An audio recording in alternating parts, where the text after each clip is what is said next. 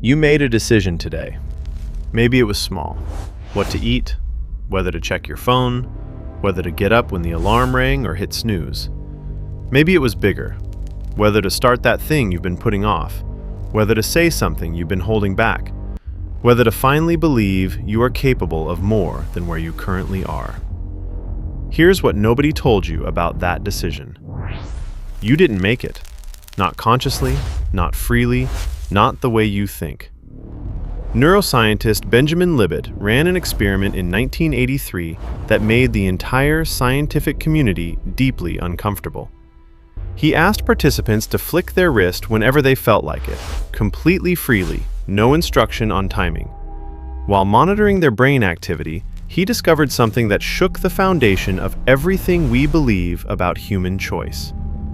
The brain began preparing the movement, what scientists call the readiness potential, a full 550 milliseconds before the person was consciously aware of deciding to move.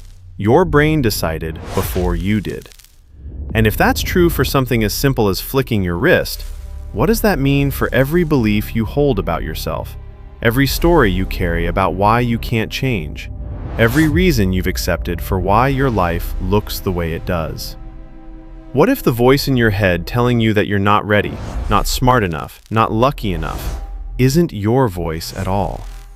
What if your brain has been lying to you every single day, and you've been thanking it for the honesty? That's what today is about. The constructed self. Who told you who you are?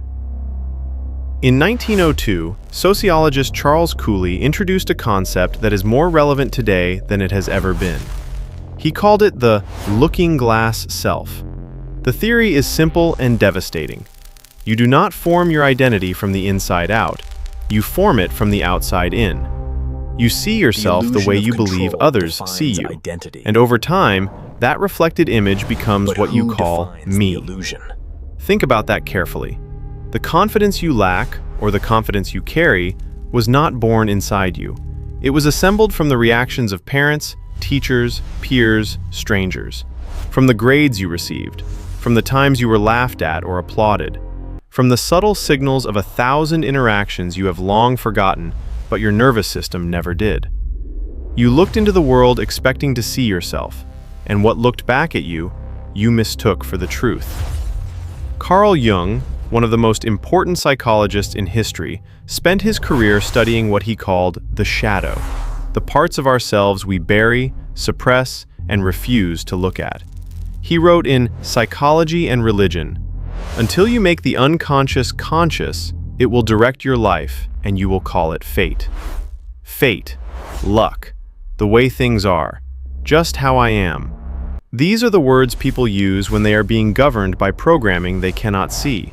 And the most dangerous part, the part that should genuinely concern you, is that this programming feels like wisdom. It feels like self-knowledge. It feels like you simply knowing yourself honestly. But honest self-knowledge and conditioned self-limitation are not the same thing, and most people live their entire lives without ever learning the difference. The confirmation bias prison. Here is how the lying works mechanically. Your brain processes approximately 11 million bits of information per second.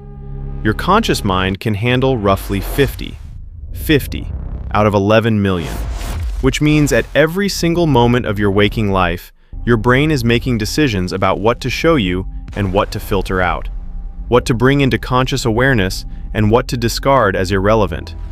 And the primary criterion it uses to make that filtering decision? What you already believe. This is confirmation bias, and it is not a flaw in human psychology. It is a feature. The brain is an energy-conserving machine. Constantly re-evaluating everything from scratch would be computationally catastrophic. So it creates shortcuts. It finds patterns. It confirms what it already knows.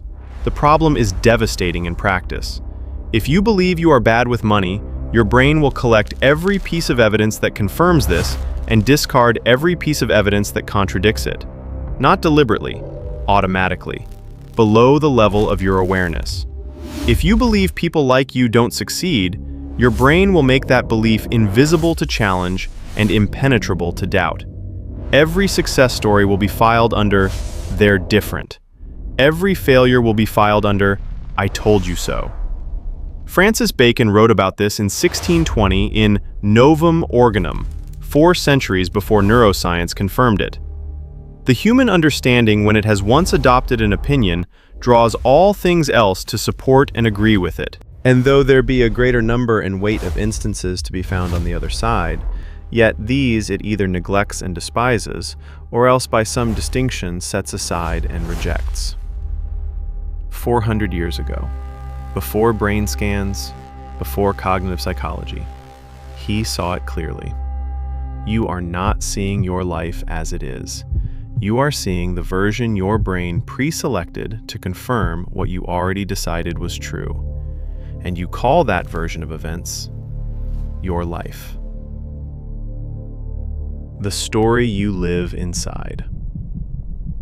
Psychologist Dan McAdams spent 30 years studying what he called narrative identity. His research, published across dozens of peer-reviewed papers, and his landmark book, The Stories We Live By, found something that changes how you should think about everything. Human beings do not experience their lives as a sequence of events. They experience them as a story, with a protagonist, themselves, a plot, themes, recurring characters, and a trajectory. And the type of story you believe you are living determines almost everything about how you behave. McAdams identified 2 primary narrative types that separate people who grow from people who stagnate. The first he called contamination narratives, stories where good things turn bad, where effort leads to failure, where hope is followed by disappointment. People living contamination narratives develop what psychologists call learned helplessness, a state first identified by Martin Seligman when he discovered that dogs who were repeatedly shocked with no ability to escape eventually stopped trying to escape even when escape became possible. They didn't lack the physical ability. They lacked the neurological expectation that trying would lead to anything different. People living contamination narratives do the same thing. They stop trying. Not because the door is locked, because every story they've ever told themselves ends with the door being locked. The second type McAdams called redemption narratives, stories where bad things lead to growth, where failure becomes wisdom, where suffering has a purpose. Here is what his research found that matters most for you today. People living redemption narratives show measurably higher levels of well-being, generativity, and purpose across every demographic, every income level, every background. The events of their lives are often not better.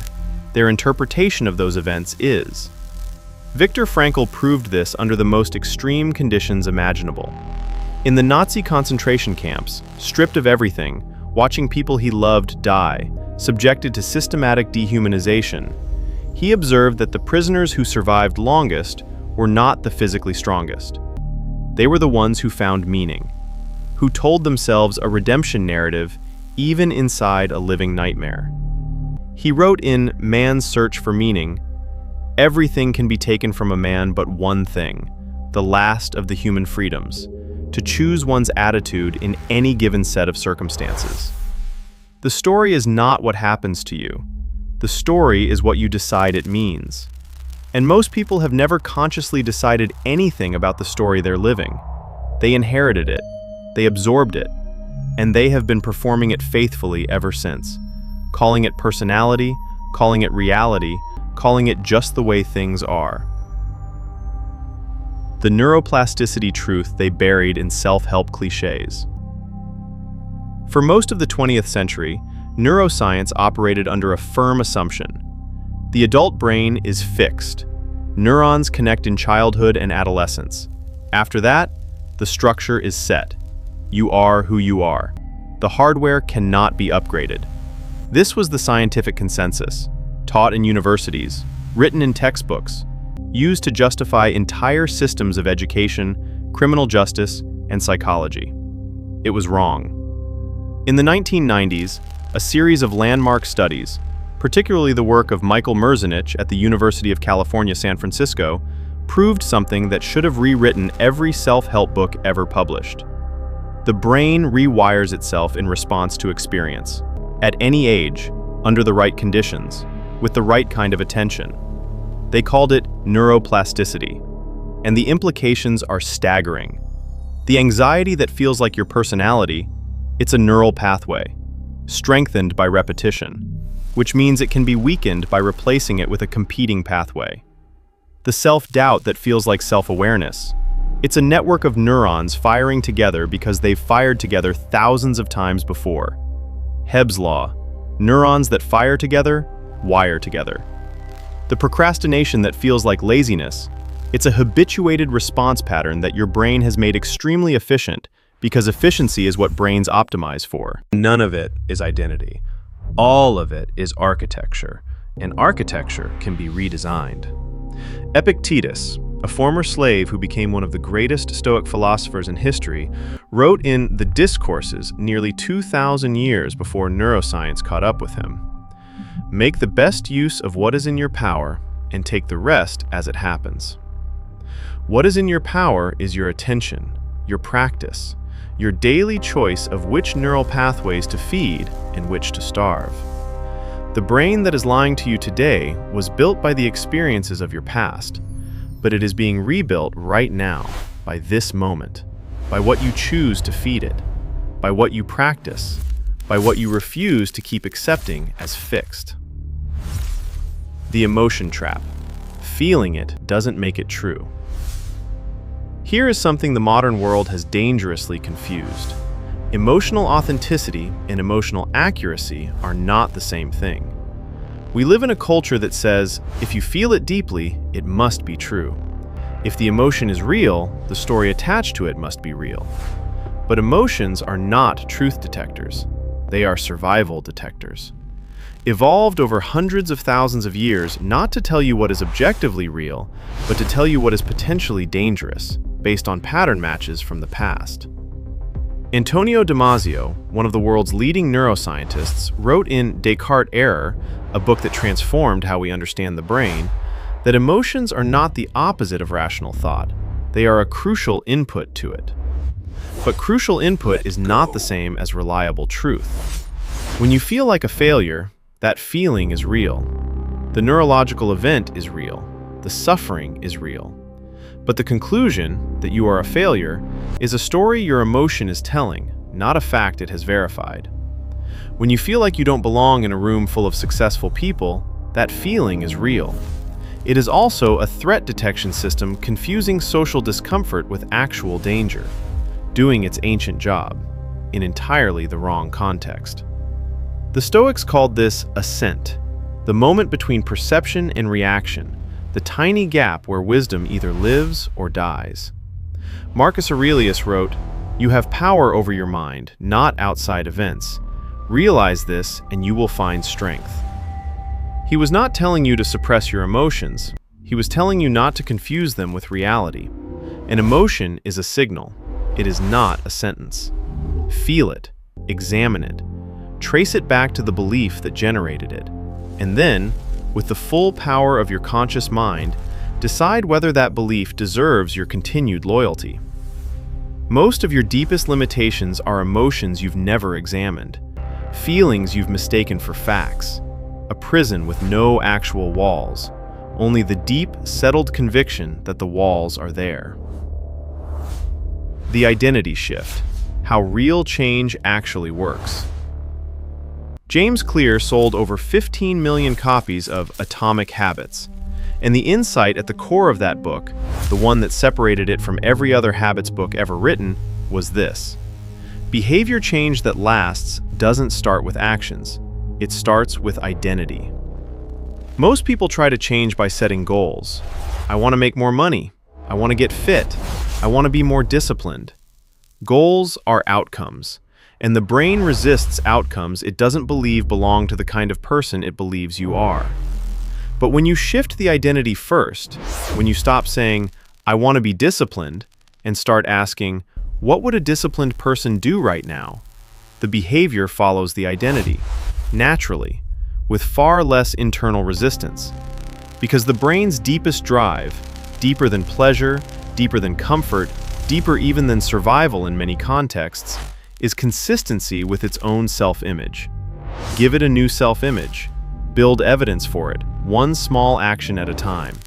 And the brain that has been lying to you about your limitations will begin, slowly and then rapidly, to tell a different story. Aristotle wrote, and this predates modern psychology by 23 centuries, "We are what we repeatedly do." Excellence, then, is not an act, but a habit. Not what we think, not what we feel, not what we intend, what we repeatedly do. Every action you take is a vote for the kind of person you are becoming. Every time you do the hard thing when the easy thing was available, you cast a vote. Every time you keep a promise to yourself, you cast a vote. Every time you choose growth over comfort, depth over distraction, truth over the comfortable lie, you cast a vote. And votes accumulate.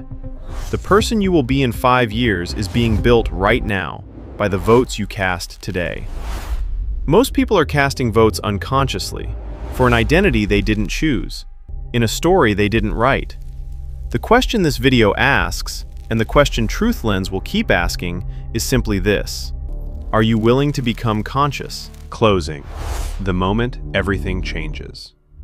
Benjamin Libet, the neuroscientist from the beginning of this video, the one who discovered the brain decides before the conscious mind is aware, he also discovered something else. Something the people who quote his study almost always leave out. Yes, the brain initiates the movement before conscious awareness. But in that 550 millisecond window, the conscious mind has the power to veto. The brain moves first, but the conscious self can say no. Libet called it free won't rather than free will. And in that distinction lives everything. You may not be able to control the automatic thoughts that arise, the fears that surface, the old stories that replay. The brain has been running those programs since before you were old enough to question them. But you can veto. You can catch the thought before it becomes belief. Identity. Catch the belief before it becomes decision. But who Catch the defines decision the before it illusion? becomes action. Catch the action before it becomes identity. That is the gap. That is where consciousness lives. That is where every human being who has ever transformed their life found the lever they needed to pull. Epictetus was a slave. Marcus Aurelius was an emperor. Viktor Frankl was a prisoner. Their external circumstances could not have been more different, but they all found the same thing in the same place, inside the gap between stimulus and response. And in that gap, they chose. Carl Jung spent a lifetime mapping the darkness of the human psyche, and at the end of all of it, all the case studies, all the theory, all the decades of sitting across from broken human beings and trying to understand what makes us suffer, he arrived at this. The most terrifying thing is to accept oneself completely. Not to fix yourself, not to optimize yourself, not to become a better performing version of a machine. To accept, completely and without flinching, that you are the author of the story you are living. That the lies your brain tells you are lies you have the power to stop believing. That the walls of your prison are constructions, real in experience, but not in the noumena. Not in the actual, untouched, waiting to be discovered reality of what you are capable of. Your brain has been lying to you every single day, but it only has the power you give it. Take that power back. TruthLens exists for the people who are ready to do exactly that. Subscribe, because next week we go somewhere most channels are afraid to go. And watch this next, because what we're going to show you will change how you see every relationship in your life.